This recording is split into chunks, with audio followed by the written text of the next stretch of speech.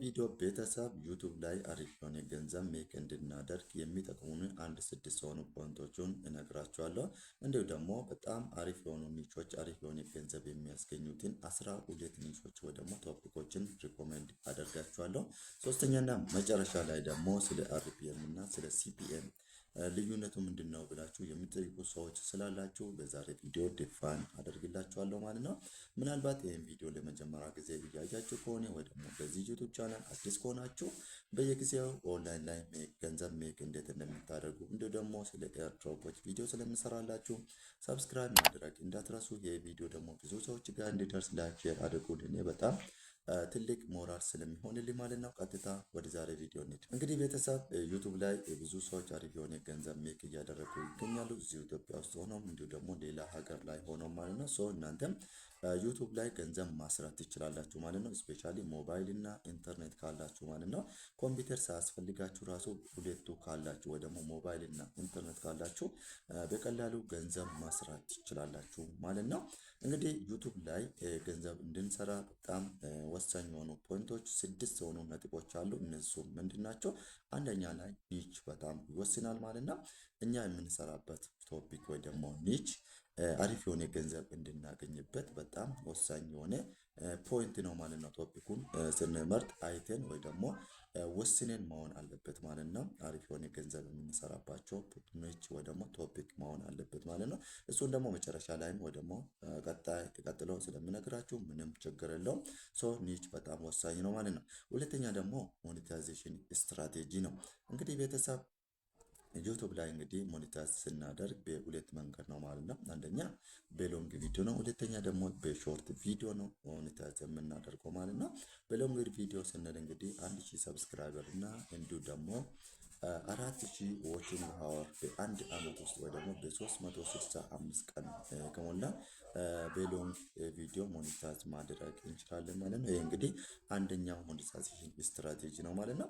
ሁለተኛ ደግሞ በሾርት ቪዲዮ ነው ሞኔታይዝ የምናደርገው ማለት ነው። ይሄ ማለት ደግሞ 1000 ሰብስክራይበር በአንድ አመት እና እንዲሁ ደግሞ 10 ሚሊዮን ሾርት ቪዲዮ ቪውስ በ90 ቀን ከሞላን ሞኔታይዝ ማድረግ እንችላለን ማለት ነው። ይሄ ደግሞ በሾርት ቪዲዮ ሞኔታይዝ የምናደርግበት ወይ ነው ማለት ነው። ይሄ ደግሞ ሁለተኛ ሞኔታይዜሽን ስትራቴጂ ነው ማለት ነው። ሶ ሞኔታይዝ ስናደርግ እንግዲህ ዩቲዩብ ቻናላችን በሁለት መንገድ ነው ወይ ደግሞ በሁለት ስትራቴጂ ነው ብያቸዋለሁ።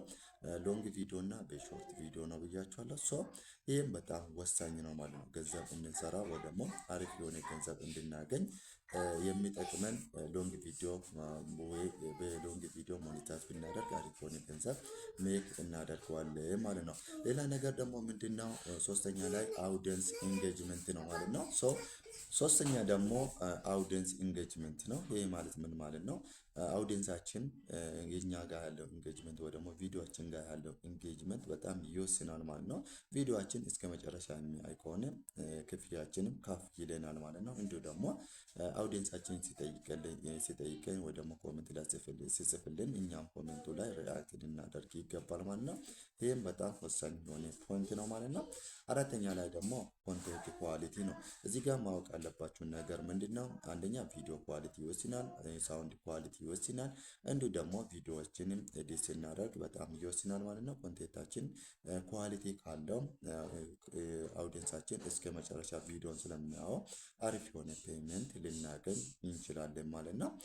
አምስተኛ ላይ ደግሞ የምናየው ቪዲዮ ሌንግዝ ነው። እንግዲህ እዚህ ጋር 5 ደቂቃ ቪዲዮ ሌንግዝ አለና እንዲሁ ደግሞ 30 ደቂቃ ቪዲዮ ሌንግዝ ያለው በ1000 ቪው ወይ ደግሞ በ1000 ቪው እኩል ክፍያ አይኖረውም ማለት ነው። ቪዲዮ ሌንግዝ በጣም ይወስናል ማለት ነው። ሎንግ ቪዲዮ ከሆነ አሪፍ የሆነ ክፍያ ይኖራል ማለት ነው። ወይ ደግሞ ከፍ ያለ ክፍያ ይከፈልናል ማለት ነው። ብዙ ጊዜ ዩቲዩብ ላይ ከ8 ደቂቃ በላይ ቢሆን ቪዲዮ ርዝመቱ ወይ ደግሞ ሌንግዙ ሪኮመንድ ይደረጋል ማለት ነው። ሶ ይሄንም ልናውቀው ይገባል ማለት ነው። ስድስተኛ እና የመጨረሻ ፖይንት ዩቲዩብ ላይ አሪፍ የሆነ ገንዘብ እንዲሰራ ከሚጠቅሙን ደግሞ ጂኦግራፊካል ሎኬሽን ነው።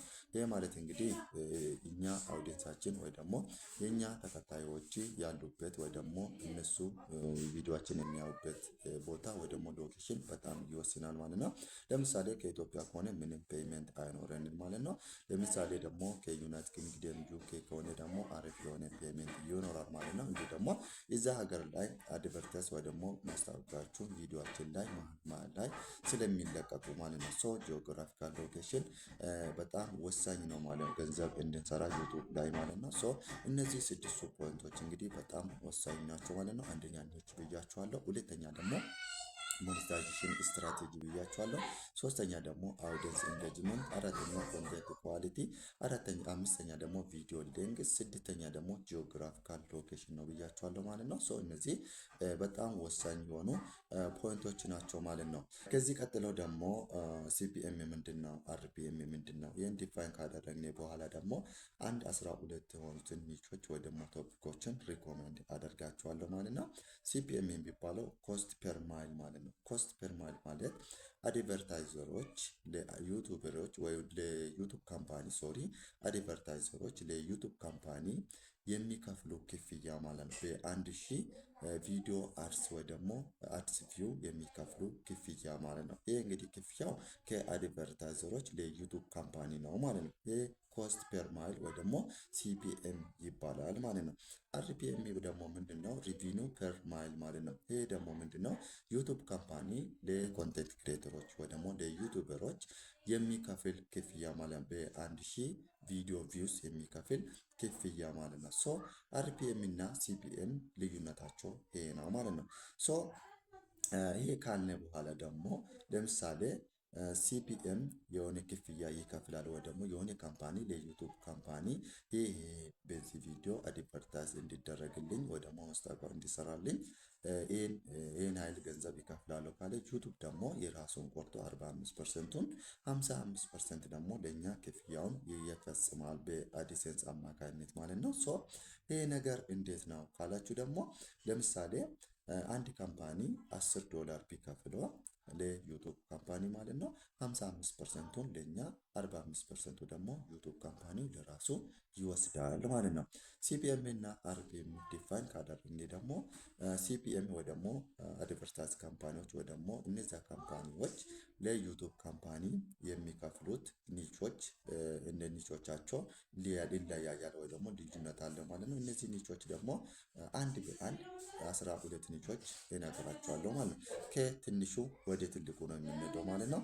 12ኛ ላይ ያለው ኒች ኮሜዲ ኒች ወይ ደግሞ ኢንተርቴይንመንት እንዲሁ ደግሞ ሪአክሽን ቪዲዮ ፈታ የሚያደርጉ ቪዲዮዎች ከሆነ ሲፒኤም ወይ ደግሞ ኮስት ፐር ማይል ወይ ደግሞ እነዛ ካምፓኒዎች ለዩቱብ ካምፓኒ የሚከፍሉት $1 ነው ማለት ነው። በአንድ ሺህ ቪዲዮ አድስ ቪውስ ማለት ነው። በአንድ ሺህ አድስ ቪውስ $1 ይከፍላሉ ማለት ነው። 11ኛ ላይ ደግሞ የሚገኘው ጌሚንግ ወይ ደግሞ ጌሚንግ ቪዲዮዎች ከሆኑ ደግሞ እስከ 1.4 ኮስት ፐር ማይል ይከፍላሉ ወይ ደግሞ እነዛ ካምፓኒዎች ለዩቱብ ካምፓኒ ፔይመንት ይፈጽማሉ ማለት ነው።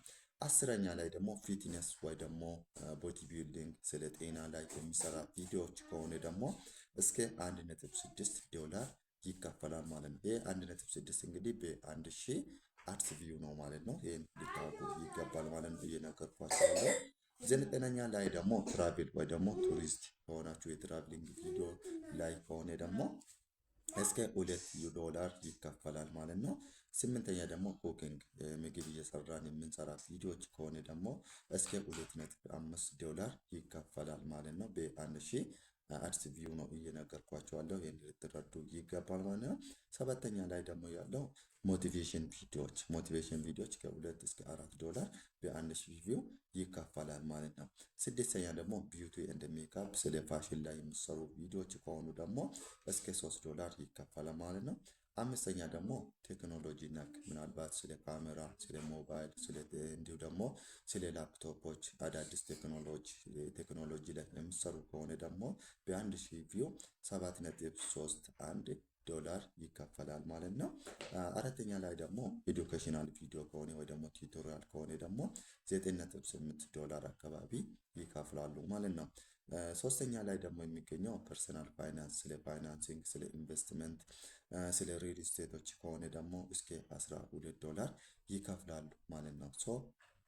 ሁለተኛ ላይ እንግዲህ ዲጂታል ማርኬቲንግ ላይ ኦንላይን ሾፒንግ ላይ የሚሰራ ከሆነ ደግሞ 12.5 ዶላር ይከፍላሉ ማለት ነው።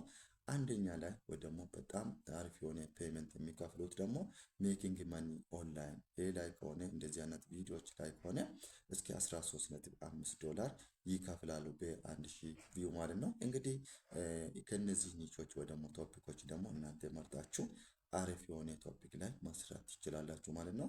እዚህ ጋር እንደምታዩት እንግዲህ አሪፍ የሆነ ፔመንት ያለው ሜኪንግ መኒ ኦንላይን ነው። 13.5 ይከፍላሉ ማለት ነው። እነዚህ የአድቨርታይዘሮች ወይ ደግሞ የፕሮሞሽን እንዲሰራላቸው የሚፈልጉ ካምፓኒዎች ለዩቱብ ይከፍላሉ። ዩቱብ ደግሞ 55%ቱ ለእናንተ 45%ቱ ደግሞ ለራሱ ያስቀራል ማለት ነው። አሪፍ የሆነ ፔመንት ያለው እንግዲህ ሜኪንግ መኒ ኦንላይን በጣም አሪፍ የሆነ ፔመንት አለው ማለት ነው። እንዲሁም ደግሞ ቅድም እንደነገርኳችሁ ደግሞ እነዚህ ደግሞ አንድ ሀገርም በጣም ይለያያሉ ብያችኋለሁ። ምናልባት የእናንተ ቪዲዮ የሚያው ሰው ከዩናይትድ ኪንግደም ዩኤስ ከሆነ ደግሞ ፔመንቱም አሪፍ ይሆናል ማለት ነው። ከነዚህ ኒቾች ደግሞ እናንተ መርጣችሁ ደስ ያላችሁትን ኒች ላይ ወይ ደግሞ ቶፒክ ላይ ልትሰሩ ይገባል ማለት ነው። በዛሬ ቪዲዮ እንግዲህ በጣም አሪፍ የሆኑ ፖይንቶችን ያነሳሁላችሁ ስለ ዩቱብ ላይ ማለት ነው። ዩቱብ ላይ አሪፍ የሆነ ገንዘብ እንድትሰሩ በጣም ወሳኝ የሆኑ ፖይንቶች 6 የሆኑ ፖይንቶች ነግራችኋለሁ። ስለ ሲፒኤም እና ስለ አርፒኤም ምንድነው ልዩነቱ የሚለውን ነግራችኋለሁ። እንዲሁ ደግሞ በጣም ወሳኝ የሆኑ ኒቾችን 12 የሆኑ ኒቾችን ሪኮመንድ አድርጌያችኋለሁ። ለእናንተ በዚህ ቪዲዮ እንደምትጠቀሙ አልጠራጠርም። ይህ ቪዲዮ ደግሞ እስካሁን ያያችሁ ሰዎች ላይክ ማድረግ እንዳትረሱ። ሌላ ጊዜ ደግሞ በሌላ ቪዲዮ እስከምንገናኝ ይህ ቻናሌ ሰብስክራይብ እያደረጋችሁ እንድትቆዩ እላችኋለሁ። ቴንኪዩ። መልካም ጊዜ። በጣም አመሰግናለሁ።